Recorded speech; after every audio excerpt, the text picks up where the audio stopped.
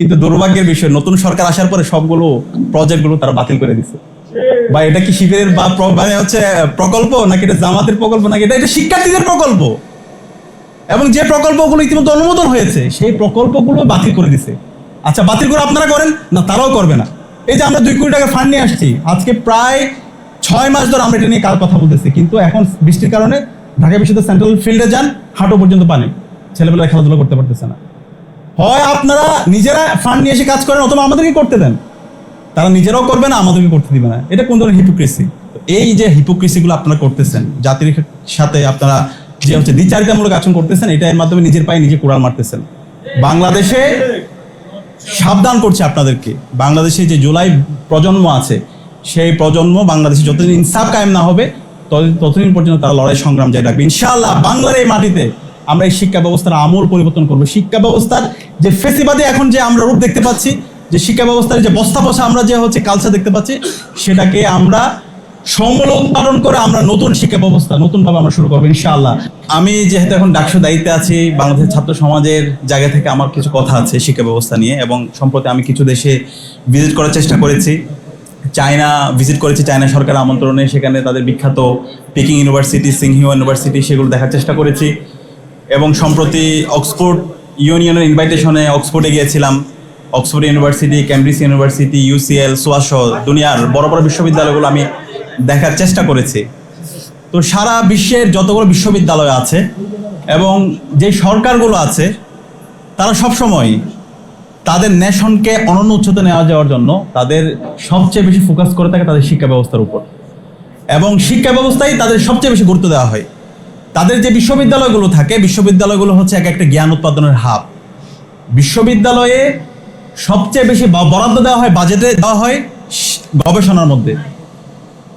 আমাদের এই দেশে আমরা বিশ্বাস করেছিলাম এবং আমরা আশা করেছিলাম জুলাই বিপ্লব পরবর্তী আমাদের এই শিক্ষা ব্যবস্থার আমূল পরিবর্তন হবে। কারণ 55 বছর জুড়ে আমাদের যে শিক্ষা ব্যবস্থা, এই শিক্ষা ব্যবস্থা ছিল একটা ভারতের প্রেসক্রিপশনের শিক্ষা ব্যবস্থা, ব্রিটিশদের প্রেসক্রিপশনের শিক্ষা ব্যবস্থা। এই শিক্ষা ব্যবস্থার মাধ্যমে দক্ষ জনগোষ্ঠী কখনো তৈরি করা সম্ভব না। এর মাধ্যমে কেরানি তৈরি হবে। যা এই শিক্ষা ব্যবস্থার মাধ্যমে বিজ্ঞান, প্রযুক্তি, শিল্প, সাহিত্য, সংস্কৃতির মাধ্যমে আমাদের এই দেশকে আমরা কখনো অনন্য উচ্চতা নিয়ে যেতে পারবো না। এবং বিশেষ করে গত 16 বছরে আমাদের পুরো শিক্ষা ব্যবস্থা এটা ছিল ভারতের একটা শেডুল এডুকেশন সিস্টেম। এখানে শিক্ষা ব্যবস্থার মধ্যে কিছুই ছিল না, এবং নৈতিকতার যে ন্যূনতম অংশটা ছিল সেটাকেও তারা সমূল উৎপাদন করে দিয়েছিল। তো বিপ্লবে আমাদের যে প্রত্যাশা ছিল, সেই শিক্ষা ব্যবস্থার আমূল পরিবর্তন করে নতুনভাবে আমাদের শিক্ষা ব্যবস্থাকে ঢেলে সাজানো হবে। এবং সেই জায়গা থেকে আমরা যখন ক্যাম্পাসগুলোতে আমাদের ছাত্র রাজনীতি যখন আমরা পাবলিকলি যখন আমরা কাজ করছিলাম, সেখানে আমরা বারবার বলেছি আমরা এই ক্যাম্পাসগুলোকে এক একটা জ্ঞান উৎপাদনের হাব বানাতে চাই। আমরা যখন নির্বাচিত হয়েছে, নির্বাচন হওয়ার পর আমরা বলেছি ঢাকা বিশ্ববিদ্যালয়কে আমরা একটা পূর্ণাঙ্গ একাডেমিক ইনস্টিটিউট হিসেবে বিনির্মাণ করতে চাই। এবং আমরা বলেছি, বারবার আমরা বলেছি আমাদের এই গবেষণা সবচেয়ে বেশি বরাদ্দ দিতে হবে। কিন্তু খুবই দুর্ভাগ্যের বিষয়, বিপ্লব পরবর্তী আজকে নতুন সরকার আসছে, নির্বাচিত সরকার।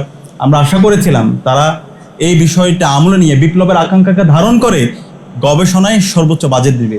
কিন্তু খুবই দুর্ভাগ্যের বিষয়, এটা জাতির জন্য একটা লজ্জার বিষয়, ঢাকা বিশ্ববিদ্যালয়, যে বিশ্ববিদ্যালয়ে বাংলাদেশের সবচেয়ে বড় বিশ্ববিদ্যালয় বলা হয়, সেই বিশ্ববিদ্যালয়ে এবারের বাজেটে 1033 কোটি টাকা বরাদ্দ দেওয়া হয়েছে। এই বরাদ্দের মধ্যে একটা পয়সাও গবেষণার জন্য বরাদ্দ দেওয়া হয় নাই। পুরো জাতির জন্য লজ্জা। তাহলে একটা বিশ্ববিদ্যালয় যদি গবেষণার জন্য একটা পয়সা যদি বরাদ্দ না থাকে, তাহলে বিশ্ববিদ্যালয়ের কাজ কি? আমাদের কাছে মনে হইতেছে এখন বিশ্ববিদ্যালয়ের কাজ হচ্ছে শুধু রাজনীতি করা, ওই যে নেতার পিছনে, প্রাইম মিনিস্টারের পিছনে দৌড়াদৌড়ি করা, ঠিক আছে? এবং শিক্ষক রাজনীতি, যেটা আমরা ফেসিবাদে আমরা দেখতে পাইছি। সেই শারমিন সিদ্দিকী নামে একজন ছিল, তার সময়ে প্রায় 1000 অধিক বিশ্ববিদ্যালয়ের শিক্ষক নিয়োগ দিয়ে পুরো বিশ্ববিদ্যালয়ে 12টা বাজাই দিছে। আমরা যখন শিক্ষক ক্লাস করতে যাই, অনেক শিক্ষক এমন আছে দেখে দেখে পড়তে পারে না। এবং এমন অনেক শিক্ষক আছে সেই 20 বছর আগে, 10 বছর আগে সে একটা স্লাইড বানাইছে, এটা এখনো পড়ায়। হঠাৎ করে ইলেকট্রিসিটি চলে গেলে দেখা যায় আর কিছু পড়াইতে পারতেছে না। তাহলে একটা বিশ্ববিদ্যালয়ের যদি অবস্থা হয়, আমি অন্যগুলো বললাম না, তাহলে এইভাবে তো হইতে পারে না। এইভাবে তো একটা জাতি অনন্য উচ্চতায় যেতে পারে না। তো সে জায়গা থেকে আমরা এবার সিনেট অধিবেশনে, যে বাজেট অধিবেশন ছিল, সেখানে আমরা সেটার প্রতিবাদ জানিয়েছি। এবং একই সাথে তখন বলা হচ্ছিল, বিশ্ববিদ্যালয় থেকে বলা হচ্ছিল আমরা বাজেট পাচ্ছি না গবেষণায়, সেখানে আমরা গবেষণা করতে পারছি না, বিভিন্ন ধরনের বক্তব্য। তখন আমরা একটু ঘেটে দেখলাম, আমাদেরকে যখন অধিবেশনে বসলাম বিশ্ববিদ্যালয় সিনেট অধিবেশনে, তখন এত বড় বড় অনেকগুলো বই দেওয়া হয়েছে। আমরা আগে চেয়েছিলাম, কিন্তু ওই অধিবেশনে যাওয়ার পর দেওয়া হয়েছে যেন আমরা এটা পড়তে না পারি। তো তারপর একটু ঘাটাঘাটি করার চেষ্টা করলাম, যখন দেখলাম ওখানে 24-25 অর্থ বছরে বিশ্ববিদ্যালয় গবেষণায় যখন বরাদ্দ দেওয়া হয়েছিল প্রায় 2 কোটি টাকা, 2 কোটি টাকা প্লাস বরাদ্দ দেওয়া হয়েছে। ওই 2 কোটি টাকাও তার গবেষণায় বরাদ্দ এটা ব্যয় করতে পারে নাই। ওইখানে প্রায় 6 কোটি টাকার মতো ল্যাপস হয়ে গেছে টাকা। গবেষণার জন্য সরকারের পক্ষ থেকে, ইউজিসির পক্ষ থেকে যে বাজেটটাও আমাদের বিশ্ববিদ্যালয়ে আসে সেটাও তারা ব্যয় করতে পারে না। এবং সেই বাজেটে যাদেরকে বরাদ্দ দেওয়া হয় কোনো মেরিটোক্রেসি ভিত্তিতে দেওয়া হয় না, দলীয় বিবেচনায়। ওই ওই ওই দলপন্থী বিভিন্ন রঙের দল আছে আমাদের ক্যাম্পাসগুলোতে। আমরা আশা করেছিলাম এই রঙের দলগুলো বাতিল হবে, কিন্তু এখন আবার সেগুলো চাঙ্গা হয়েছে নতুনভাবে। তো ওই পন্থী দলকে এবং এই গবেষণার মাধ্যমে আমাদের এই জাতির কোনো উন্নয়ন হচ্ছে না। তো সে জায়গা থেকে আমরা অনুরোধ করব, বর্তমান সরকার তারা বলেছে এবার মোট জিডিপির 2% তারা শিক্ষায় বরাদ্দ দিয়েছে, কিন্তু এগুলো কিছুই না এবং তারা এটাকে উন্নয়ন করতে চায়, কিন্তু আমরা তাদের কাজে দেখতে চাই। বিশ্ববিদ্যালয়গুলোতে আমরা যখন দেখি এবং অ্যাক্টিভিটিগুলো দেখি আমরা হতাশ হচ্ছি। আমরা সে আগের মতো করে দেখতে পাচ্ছি দলীয় বিবেচনায় শিক্ষকদেরকে নিয়োগ দেওয়া হচ্ছে এবং এটা খুবই কষ্টের বিষয়। আমরা ছাত্র সংসদ নির্বাচিত হওয়ার পরে প্রত্যেকটা জায়গায় অসহযোগিতা। আমরা কি কোনো দলের কাজ করতেছি? আমরা শিক্ষার্থীদের জন্য কাজ করতেছি। আমরা বলছি বিশ্ববিদ্যালয়ে যেন আর কখনো গণরম গ্যাস্ট্রুম কালচার ফিরে না আসে। আমার যে ভাইটা কুড়িগ্রাম থেকে আসে, আমার যে ভাই বোনটা সেই টেকনাফ থেকে আসতেছে, ঢাকায় তার কেউ নাই থাকার জন্য, আমরা চাই তাদের জন্য একটি সুন্দর একটা পড়ার টেবিলের ব্যবস্থা করতে, সুন্দর একটা রুমের ব্যবস্থা করতে, তার যেন কখন আর গণরম গ্যাস্ট্রুম কালচার ফিরে যেতে না হয়। সেই জন্য 841 কোটি টাকা একটা প্রকল্প আসছে। এতদিনই সে প্রকল্পের কাজ দৃশ্যমান হওয়ার কথা, কাজ শুরু হয়ে মোটামুটি 20 থেকে 25% হয়ে যাওয়ার কথা, কিন্তু আপনারা জেনে অবাক হবেন এখন পর্যন্ত এই প্রকল্প কাজ শুরু হয় নাই। তারা আবার রিভিউটা পাঠাইছে, আবার রিভিউ করে আবার করবে। এরকম করতে করতে আমাদের আশঙ্কা হচ্ছে এই প্রকল্প কখন ল্যাপস হয়ে যায়, কখন বাতিল হয়ে যায়। এইভাবে হইতে পারে না। আমরা বেঁচে থাকতে এই ক্যাম্পাসে আর কখনো গণরম গ্যাস্ট্রুম কালচার ফিরে আসতে সেটা দিব না। এবং আমরা এই অন্তর্বর্তীকালীন সরকারের সময়ে ডাকসুর পক্ষ থেকে আমরা বিভিন্ন প্রজেক্ট নিয়ে এসেছিলাম শিক্ষার্থীদের জন্য। আপনারা জানেন শিক্ষার্থীদের জন্য আমরা আমাদের এই ক্যাম্পাসে মেয়েদের জন্য জিমনেশিয়াম, যেটা কখনো ব্যবস্থা ছিল না সেটা আমরা ব্যবস্থা করেছি। এরপর হচ্ছে শিক্ষার্থীদের জন্য আমরা সেন্ট্রাল ফিল্ডে, যেটা কখনো সংস্কার হয় নাই, সেটার জন্য আমরা 2 কোটি টাকা একটা ফান্ড নিয়ে এসে বিশ্ববিদ্যালয়ের কাছে গেছি, সেটা তারা করে নাই। ঢাকা বিশ্ববিদ্যালয়ে কেন্দ্রীয় মসজিদ 65 বছরে সেটা সংস্কার হয় নাই, সেটা আমরা সংস্কার করেছি এবং সেটার আরো অধিকতর উন্নয়নের জন্য আমরা সেটার জন্য কাজ করছি। ক্যাম্পাসের সামগ্রিক নিরাপত্তার জন্য প্রত্যেকটা জায়গায় সিকিউরিটি স্থাপন করার জন্য আমরা ফান্ড নিয়ে এসেছি। ক্যাম্পাস যেন নিট অ্যান্ড ক্লিন থাকে, সেই নিট অ্যান্ড ক্লিন থাকার জন্য আমরা কিছু ডাস্টবিনের জন্য আবেদন করেছিলাম, সেটা অ্যাপ্রুভ হয়েছিল। পাশাপাশি ইনফ্রাস্ট্রাকচারাল ডেভেলপমেন্টের জন্য কিছু ভবনের ডেভেলপমেন্ট করা, রাস্তাঘাটের উন্নয়নের জন্য আমরা কিছু ফান্ড নিয়ে এসেছিলাম। যে পুকুরগুলো আছে ক্যাম্পাসের পরিবেশগত, সেই পরিবেশ সুরক্ষার জন্য সেই পুকুরগুলো সংস্কার করা, লাইটিং করা, সেটার জন্য আমরা কিছু প্রজেক্ট নিয়ে এসেছি। কম্পিউটার ল্যাব স্থাপন প্রত্যেকটা হলে যেন শিক্ষার্থীরা, বর্তমান যুগটা হচ্ছে টেকনোলজির যুগ, শিক্ষার্থীরা যেন বিভিন্ন প্রযুক্তির মাধ্যমে নিজেদেরকে উৎকর্ষ সাধন করতে পারে, নিজেদের সফট স্কিল ডেভেলপমেন্ট করতে পারে, সেরকম কিছু ফান্ড নিয়ে এসেছিলাম। কিন্তু দুর্ভাগ্যের বিষয় নতুন সরকার আসার পরে সবগুলো প্রজেক্টগুলো তারা বাতিল করে দিচ্ছে। বা এটা কি শিবিরের বা প্রকল্প নাকি এটা জামাতের প্রকল্প নাকি এটা শিক্ষার্থীদের প্রকল্প? এবং যে প্রকল্পগুলো ইতিমধ্যে অনুমোদন হয়েছে সেই প্রকল্পগুলো বাতিল করে দিছে। আচ্ছা, বাতিল করে আপনারা করেন না, তারাও করবে না।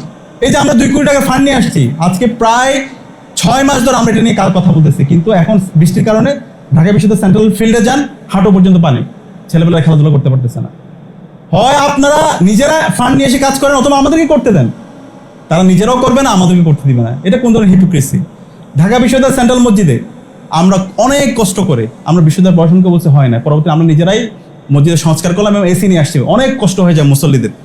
সে এসি আমাদেরকে বলা হয়েছিল 1 মাসের মধ্যে সেটা এসি ইলেকট্রিসিটি কানেক্ট করা হবে। এবং আজকে যিনি অন্তর্বর্তীকালীন সরকারের সাবেক ধর্ম উপদেষ্টা, উনি আমাদের উদ্বোধন অনুষ্ঠানে ছিলেন, সাবেক ভিসি ছিলেন।